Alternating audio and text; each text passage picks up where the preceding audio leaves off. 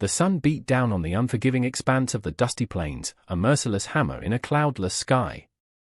That afternoon, the wind was a restless spirit, sweeping through the ramshackle settlement of Redemption Gulch, carrying a gritty cocktail of smells, sweat, horsehide, cheap whiskey, and the ever-present, metallic tang of greed.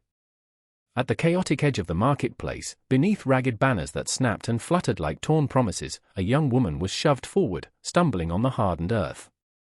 Her name was Mai, a name that felt as delicate and foreign on this land as a cherry blossom in a desert. Her wrists were bound tight in coarse, biting rope, and her face, framed by streams of disheveled black hair, was streaked with dirt and the silent, glistening tracks of tears. To the boisterous, sun-scorched men gathering in a crude semicircle, she was a curiosity, an exotic trinket to be examined. She was not a person with a history or a heart, she was a body to be bought, another soul to be traded like a sack of beans or a head of cattle. Behind her, holding the other end of the rope, stood her brother, Wei. A crooked, self-satisfied smile twisted his lips, a stark and ugly contrast to the shared features in their faces. One hand gripped the rope with callous ownership, while the other was already outstretched, palm up, anticipating the clink of coin. He had been her only family, her protector, since their parents had succumbed to a fever that swept through the railroad camp where their father had laid steel. But the years in this harsh new country had not been kind to Wei. The lure of liquor, the crushing weight of gambling debts, and a creeping darkness in his soul had warped him into a cruel stranger. To him, Mai was no longer his sister, no longer the keeper of their shared memories from a land across the ocean. She was a final, desperate wager, his last chance to buy his way out of the hole he had dug for himself. But even more than that, she was the object of a deep, festering resentment he could no longer contain. This wasn't just about silver, it was a cruel joke, a public humiliation designed to sever the last ties that bound him to a past he now despised. "Step right up, gentlemen. A rare flower from the Orient, for your consideration," Wei shouted, his voice a grotesque parody of a showman's charm. The words slithered across the dusty ground, each one a fresh lash against my spirit. "A fine woman here. Strong enough for laundry and farm work, yet delicate enough for your more personal needs. Young enough to give you a dozen sons, and obedient enough to never speak out of turn." A wave of guttural laughter rippled through the crowd. Greedy, appraising eyes pressed in closer, dissecting her from head to toe. Mai winced, her shoulders hunching as if to ward off the physical blows of their gazes. She wanted to scream, to lash out, to run until her lungs burned and her feet bled. But her hands were bound, and her spirit, already worn thin by her brother's betrayal, felt utterly crushed. The world blurred into a haze of leering faces and swirling dust. The only sharp reality was the rough, relentless tug of the rope biting into her raw skin. "What's the price for such an exotic piece?" a grimy prospector called out, spitting a stream of tobacco juice near her feet. Wei's smile widened. He held up his hand, not for bidding, but to silence them for his punchline.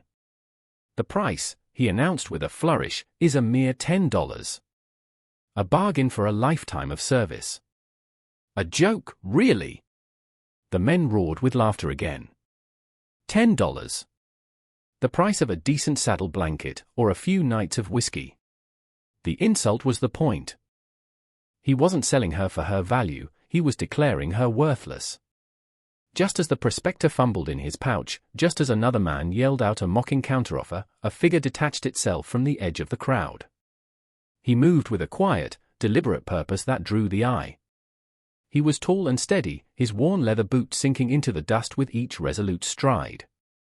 He was a cowboy, broad-shouldered and sun-browned, the kind of man whose silence spoke louder than most men's shouts. His presence commanded a space around him, a pocket of stillness in the marketplace chaos. His hat was tilted low, casting a deep shadow over his eyes, making him an anonymous silhouette of justice. But then he looked up, and the shadow receded. His gaze was as sharp and clear as polished steel, as unshakable as the distant, hazy mountains that framed the horizon. He paid no mind to the other men, their lust and their mockery. He didn't even acknowledge Wei's preening, greedy grin. His eyes, a startling clear gray, went straight to Mai. He looked past the dirt, past the fear trembling in her chest, and saw the flicker of a soul being extinguished. He saw the profound desperation she was trying so desperately to hide behind a mask of stoicism. And in that moment, for the first time in what felt like a lifetime, Mai saw something other than contempt in a stranger's eyes. She saw a deep, quiet kindness, not lust. She saw a formidable strength, not cruelty. She saw the promise of protection, not the threat of possession. The cowboy spoke. His voice was low and resonant, yet it cut through the boisterous noise of the crowd like a thunderclap splitting a summer sky. The men fell silent, turning to the source of this new, unexpected authority. "I'll take her," he said. The words were simple, but the tone was anything but. It was not the voice of a buyer haggling for goods, not a man purchasing a slave. It was a statement of fact, a declaration, as if he were reclaiming something that had been stolen and should never have been for sale in the first place. Wei, momentarily taken aback, quickly recovered his smirk, rubbing his hands together in triumph. "You'll take her? Then you'll pay her price, cowboy," he sneered, puffing out his chest. $10. Even a woman like this has a price. The cowboy didn't argue. He didn't bargain. He moved with an economy of motion that was both graceful and intimidating. He reached into his worn leather satchel, a bag that looked like it had seen 1,000 miles of trail, and pulled out not a pouch, but a single, folded bill. He unfolded it and held it up. A $10 note. He walked forward until he was standing directly in front of Wei, the space between them crackling with unspoken tension. He didn't toss the money. He pressed it firmly into Wei's outstretched hand, his grip lingering a moment too long, his grey eyes burning with a cold fire. "Here's your $10, the cowboy said, his voice dropping to a near whisper that was somehow more menacing than a shout. "For the 30 pieces of silver you couldn't afford." Wei snatched his hand back as if burned, his eyes gleaming with the victory of his cruel transaction. He shoved Mai forward with a final, contemptuous push. "She's all yours," he spat, already turning to the nearest saloon, the $10 bill clutched in his fist. Mai stumbled, her bound wrists throwing her off balance, and she nearly fell face-first into the filthy dust. But before she could hit the ground, a strong arm shot out and caught her around the waist. The cowboy's grip was firm, steady, and warm. It was an anchor in the swirling chaos of her world. For the first time in years, she didn't feel like prey. He pulled her upright with surprising gentleness, and for a moment, they stood there, the hushed crowd watching. He lifted her chin with two calloused fingers, forcing her to meet his gaze. And then he spoke, his words meant only for her, a quiet balm that began to dissolve the chains of shame wrapped tight around her heart. "You're safe now," he said softly, his voice a low rumble. "You hear me? No one is ever going to hurt you again." Mai blinked, and the tears she had been holding back for so long finally spilled over, tracing clean paths through the grime on her cheeks. They were not tears of despair anymore, but of a fragile, terrifying, an overwhelming bloom of hope. Around them, the crowd began to grumble, disappointed that the spectacle was over so quickly and without more sport. But no one dared to challenge the cowboy. He radiated a quiet, unyielding strength that warned them all he was not a man to be tested. Ignoring them completely, he took her hand, his large, warm fingers encompassing hers. With his other hand, he drew a formidable-looking knife from a sheath on his belt. The blade flashed in the harsh afternoon sun. With two swift, precise movements, he severed the coarse rope from her wrists. As the bonds fell away to the ground, a profound weight lifted from her soul, a burden she hadn't even realized she was still carrying. She was free. The word felt alien in her mind. She rubbed her raw, chafed wrists, staring down at the discarded rope in the dust. Wei, who had paused to watch, sneered from the saloon steps. "You paid too much for a broken woman, cowboy," he muttered, loud enough for those nearby to hear. The cowboy turned his head slowly, his gaze pinning Wei to the spot. His voice, though still quiet, cut through the air with the sharp edge of a razor. "No woman is broken," he said, each word delivered with quiet fire. "Sometimes she just needs someone to remind her what she's worth." Those words struck me harder than any physical blow ever had. Not because they hurt, but because they began to heal a wound so deep she thought it was fatal. For the first time, she felt seen. Not as property, not as a burden, not as an exotic curiosity, but as a person. As someone of worth. Without another word, the cowboy turned his back on the marketplace.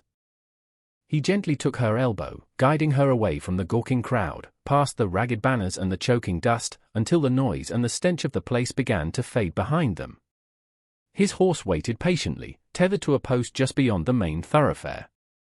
It was a strong, beautiful chestnut with a calm, intelligent gaze, a reflection of its owner. He placed his hands on her waist and lifted her onto the saddle as if she weighed nothing at all. Then, with an effortless grace, he swung up behind her, his body a solid, protective shield at her back, his arms settling securely around her fragile frame. "Where are we going?" she whispered, her voice cracking and hoarse from disuse, sounding as fragile as dry wood. He glanced toward the western horizon, where the descending sun was beginning to paint the vast sky with strokes of gold and crimson. "Home," he answered simply. "To a place where you'll never be sold, never be chained, and never be silenced again." He paused, and then added, his voice low and serious near her ear, "The men in that town now think you belong to me. In the eyes of the law out here, that's how it is. But I want you to know the truth of it. You belong to yourself. Only yourself." His words sank deep into her weary heart, planting seeds of courage and self-worth she thought had long since withered and died. She didn't know his name, didn't know his past or why he had chosen to intervene, but in her bones, she knew she could trust him. As the horse began a steady, ground-eating walk, carrying them away from the nightmare, she dared to let herself believe. Maybe this was real. Maybe a new chapter had finally begun. She tentatively rested her head against his broad chest, listening to the steady, reassuring rhythm of his heart. And for the first time in her life, she felt safe enough to close her eyes. The cowboy, as if sensing her surrender to trust, tightened his hold ever so slightly, a silent, binding promise that the entire world would have to go through him before it could ever touch her again. Behind them, Redemption Gulch dissolved into the dust and the distance. Wei's cruel joke was swallowed by the very silence he had tried to command. Ahead of them stretched open plains, wild freedom, and the chance to build a life not of chains, but of choice. Mai's tears had dried, replaced by the faint, tremulous smile of a woman who had been shattered, but was already beginning to heal. Because a stranger had stepped forward when no one else would. Someone had seen her, valued her, and called her his own, not to own her, but to protect, to cherish, and to give her back to herself. And though the road ahead would be long and uncertain, she knew that as long as this man rode with her, she would never again have to walk it alone. The trail stretched endlessly before them, a ribbon of earth winding through vast valleys of golden grass that shimmered in the late afternoon sun. The air grew cleaner, purer, carrying the scent of wild sage and the promise of distant rain. Mai sat in a quiet stillness, her body slowly uncoiling from the tight knot of terror it had been for so long. Her wrists were free, but the phantom feeling of the ropes remained. Her heart, once a frantic, trapped bird, was beginning to find a calmer rhythm against the steady beat of his. The cowboy, whose name she finally learned was Arthur, rode with the easy, unhurried calm of a man who was intimately familiar with both the unforgiving dangers of the land and the violent storms of the human soul. His arm remained a firm presence around her waist, not a restraint, but a support, steadying her as if he instinctively knew she hadn't stood on her own 2 feet, in spirit or in truth, in years. Mai kept her eyes fixed on the horizon, afraid to speak, afraid that if she opened her mouth, the fragile, dreamlike reality would shatter, and she would find herself back in her brother's cruel grasp. But Arthur seemed to sense her unspoken fear. His deep voice rumbled low in her ear, carrying more comfort than she thought mere words could possibly hold. "You don't owe me a single word until you're ready to speak it," he said softly. "But you should know one thing, Mai. I meant what I said back there. You belong to no one but yourself. I may have paid silver to get you away from him, but the moment I cut those ropes, your life became your own again. All I'm asking is to ride beside you, to offer you shelter until you find the strength to stand tall on your own." The word stunned her. No man she had ever met, not her father, not her brother, had ever spoken of her as if she possessed the right to choose, the right to breathe freely, the right to exist as anything more than an extension of their own lives. Her lips parted, but only a whisper of air and sound escaped. Why? Why would you do this for me? You do not know me. Arthur shifted slightly in the saddle, his gaze remaining fixed on the trail ahead, but his tone carried a weight like stones being laid carefully, one by one, to build a foundation of truth. Because once, a long, long time ago, someone did the same for me. I was just a boy, younger than you are now, with no one and nothing. Beaten down, sold off for labor like I was less than an animal. And a stranger, a man named Matteo, stepped in. He didn't do it because I was worth money, or because I had anything to offer him. He did it because he believed that no soul deserved to be treated as less than human. He gave me a chance, a home, and a trade. And I swore to him and to myself that if I ever saw another soul in chains, I would pay that debt forward. I don't need to know you, to know you're worth saving. His confession was a key, unlocking a part of her heart she thought had been sealed forever. It stirred a flicker of trust in the ashes of her despair. She turned her head slightly, her cheek brushing against the rough fabric of his shirt, and studied his profile beneath the wide brim of his hat. His face was a landscape carved by sun and hardship, bearing the lines of a man who had weathered countless storms, both outside and in. But there was no cruelty in his eyes, no hunger, no avarice. There was only a quiet, resolute strength. Tears pricked at the corners of her eyes again, but this time she didn't try to hide them. I do not remember what freedom feels like, she admitted, her voice trembling with a vulnerability that terrified her. It feels foreign. I do not know what I am to do with it. Arthur's arm shifted, his hand moving to gently squeeze her shoulder. Then you'll learn, he said, his voice firm but gentle. One step at a time. One sunrise at a time. Freedom isn't something you have to earn, It's what you were born with. You've just been kept from it for far too long. The horse carried them into the gathering dusk, as the sky bled from gold into a deep, bruised crimson, and the first stars began to prick through the velvet darkness like distant, hopeful lanterns. They made camp by a small stream that whispered and chuckled over smooth stones. Arthur built a fire with practiced ease, its crackling flames throwing dancing shadows on his rugged features. Mai sat wrapped in his heavy duster coat, which was far too large for her slight frame, but its warmth and the faint scent of leather and sage seeped into her chilled bones, chasing away more than just the evening cold. She watched him prepare a simple meal of dried meat and beans, his movements efficient and patient, the movements of a man who was entirely self-sufficient, a man at home in the vast, lonely wilderness. The silence between them was no longer heavy with fear, but was strangely soothing, like the quiet, half-remembered melody of a lullaby from her childhood. When he finally spoke, his words were not a demand, but a gentle invitation. Tell me about yourself, if you're ready. Not about the hurt he caused you. Not about the shame he tried to sell you with. Tell me about the real Mai. The one who existed before the world tried to take her away. Mai stared into the fire, the flames dancing like half-forgotten memories in her eyes. For a long time, she said nothing, afraid to look back, afraid that the memories might be tinder that would cause the fragile threads holding her together to combust. But then, slowly, haltingly, she began to speak. She told him of her childhood in a small village by a wide river, of the way her mother's hand smelled of ginger and star anise, of the epic stories of the Monkey King her father used to tell. She spoke of the laughter she once shared with Wei, before bitterness had taken root in his heart like a poison weed. She spoke of her own small, fragile dream, to have a small garden, to learn to read and write English from a book, to paint the magnificent sunsets with colors she had only ever seen in her mind. The words felt strange on her tongue, like stepping into bright, warm sunlight after spending years locked in a dark, damp cellar. But Arthur listened. He listened as if every syllable she uttered was of the utmost importance. He never interrupted, never judged, never brushed off her pain or her simple dreams. He let her pour out her story like water from a cracked jar, and instead of trying to patch the cracks, he simply held the space for her to empty herself of the sorrow. His eyes remained steady on her face, his presence an unshakable bastion of support. When she finished, her voice small and raw, a mere echo in the vastness of the night, Arthur poked the fire, sending a shower of sparks up towards the stars. "Those dreams aren't gone, he said simply. "They've just been sleeping. Waiting for you to find your voice again and breathe life back into them." Something inside her broke then. Not a painful, shattering break, but a freeing one, like ice cracking on a river in the spring.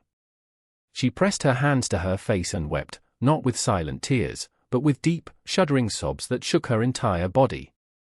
Years of unshed grief, of silence pain, of profound loneliness, spilled out into the sanctuary of the night.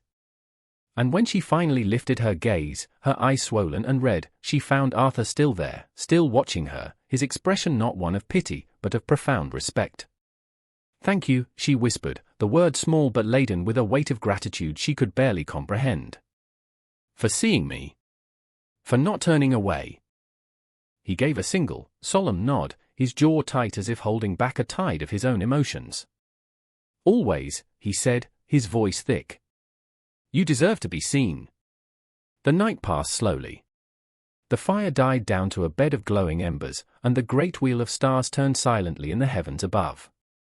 As Mai lay wrapped in his coat, drifting into the first truly peaceful sleep she had known in years, she realized something remarkable.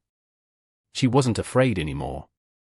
Not of her brother, not of the phantom ropes, not of the cruel world that had once tried to swallow her whole. Because now she had hope. It was a fragile, tender thing, but it was real. And beside her sat a man who had not only paid her price, but had given her back something far more valuable than silver, her dignity, her freedom, and a chance to live again. When dawn came, painting the eastern sky with soft hues of pink and gold, Arthur had already saddled the horse. He walked over to her and held out his hand. She looked at it for a moment, large, calloused, and strong, and then placed her smaller hand in his. Her grip was still trembling, but it was stronger than the day before. He lifted her easily into the saddle. His words, spoken against the backdrop of the rising sun, echoed with the weight of a sacred vow. "From this day forward, you walk in freedom. And no man will ever take that from you again. Not while I still draw breath." And with that they rode east, toward the rising sun.